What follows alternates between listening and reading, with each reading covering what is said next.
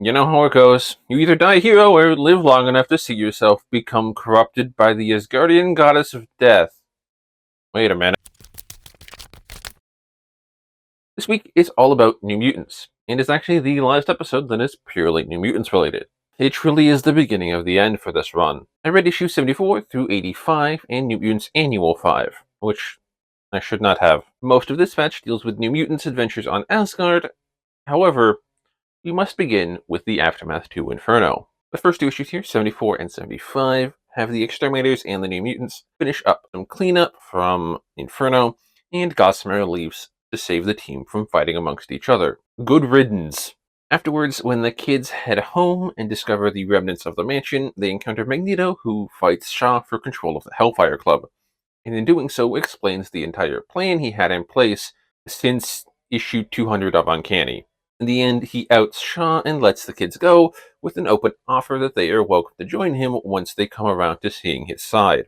I enjoyed the second issue a lot more than the first. The first was fine, wrapping up some of the lingering plot threads and also ejecting Gossamer from the book. It also gives a kind of cop-out reasoning that Lila might still be alive after her self-sacrifice at the end of issue 70. It is posited that she can only teleport to places she has been, since she's never been to the sun she supposedly teleported to defeat all the monsters, therefore she can't be dead. Now, feel free to correct me in the comments, but I think this is the first time this restriction has been introduced for Lila and her power set, and it also cannot be true, because otherwise, how would she ever find out she was a teleporter in the first place? If she has to have been somewhere to teleport there, and her teleportation only works at extremely long distances, there is no way for her to have gotten off the Earth to the Dyson Sphere, or literally anywhere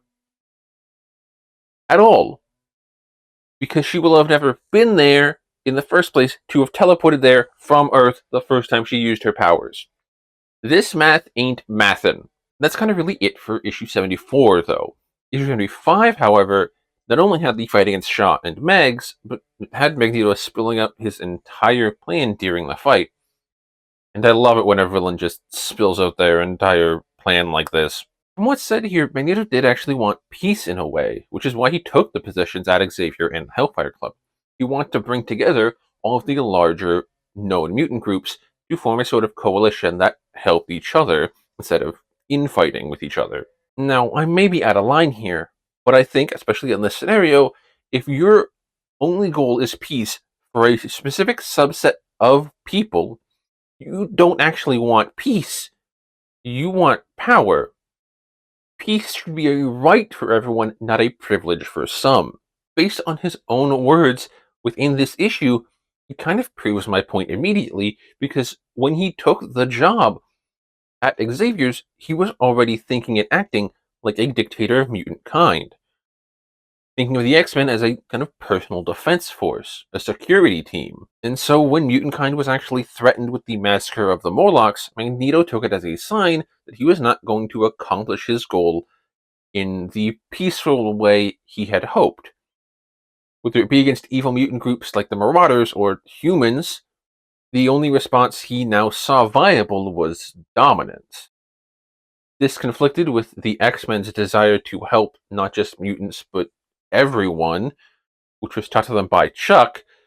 This philosophical conflict between the X-Men and Magneto is why he did not interfere or help the X-Men in Dallas during Fall of the Mutants. It's also why he started being so strict with the New Mutant kids.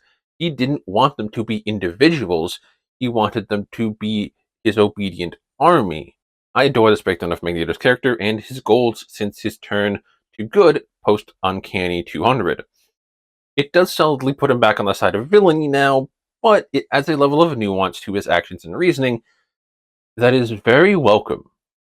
Ever since Claremont took over, we've been seeing a lot more of Magneto's history and backstory, and you can understand how he got the way he did based on the series of events he lived through. And so it's really nice here to have that explanation kind of bring in that part from when he was evil in, but give it a bit more nuance because of all of the things he's done with the X-Men and his reverence for Chuck, in a way, and it's all just great. Magneto's a great character, and I look forward to seeing him in the future and all the possible conflicts with the other mutant teams in the future. But back to the kids. With the mansion destroyed, the New Mutants head back to X Factor's ship and meet up with the Exterminators, who have gone on an underwater adventure and found one of Namor's old Atlantean artifacts, the Horn of Doom, which summons giant underwater monsters. This time it's a giant squid that attacks the ship. The Exterminators officially become part of the team. Namor shows up to help the squid. X Factor shows up at the very end to offer the New Mutants a home, and the horn will come back into play in the annual we're covering later. This was a not great book, but it's not bad either.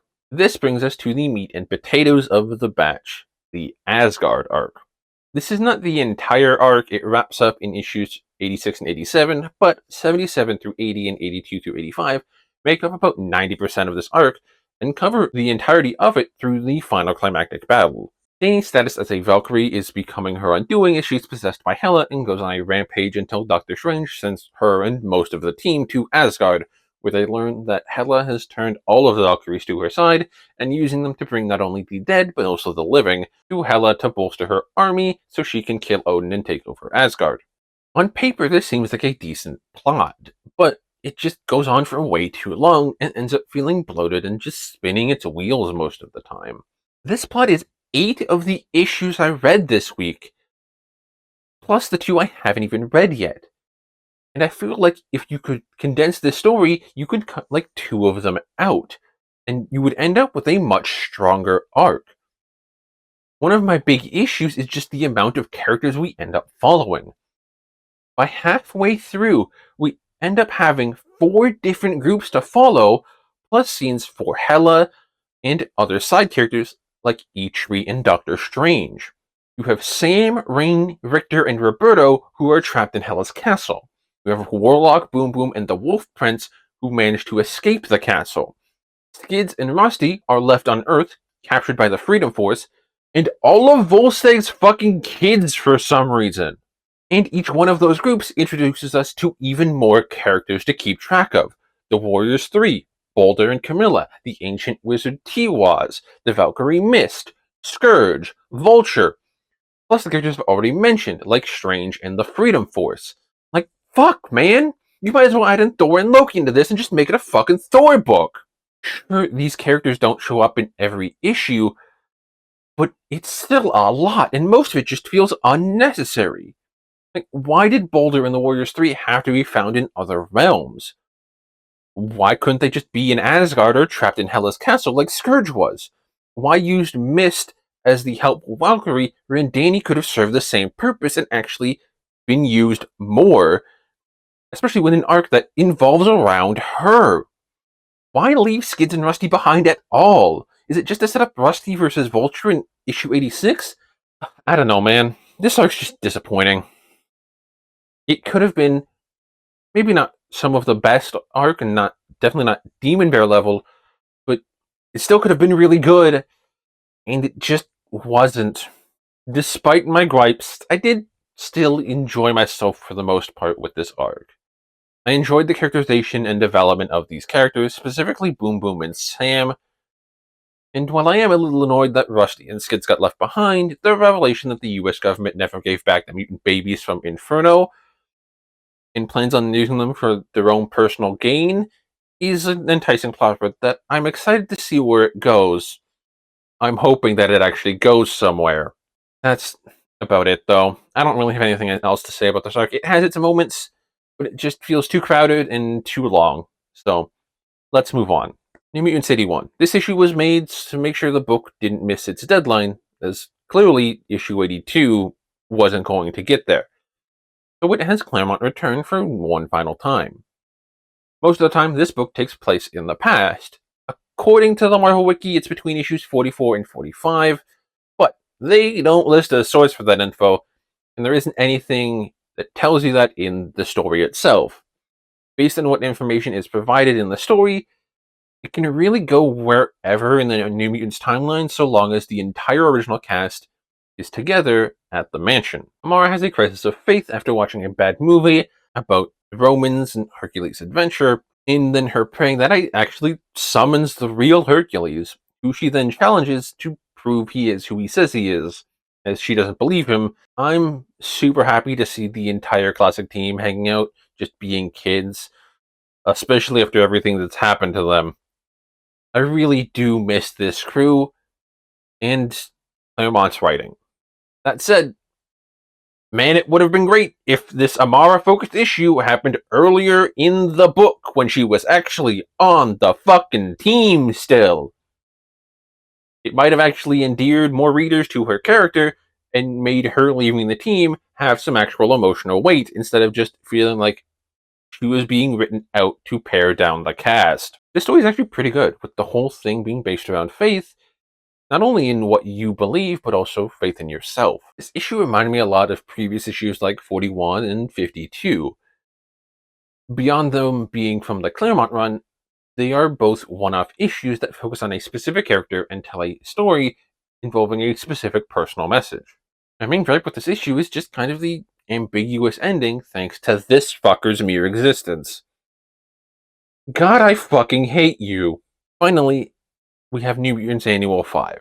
This is a continuation of the Atlantis Attacks annual event that I started at the end of the Inferno episode, and continues the trend of me not giving a shit about this story or event at all. This main story in this book is very clearly supposed to take place after the Asgard Arc, specifically during New Mutants 87.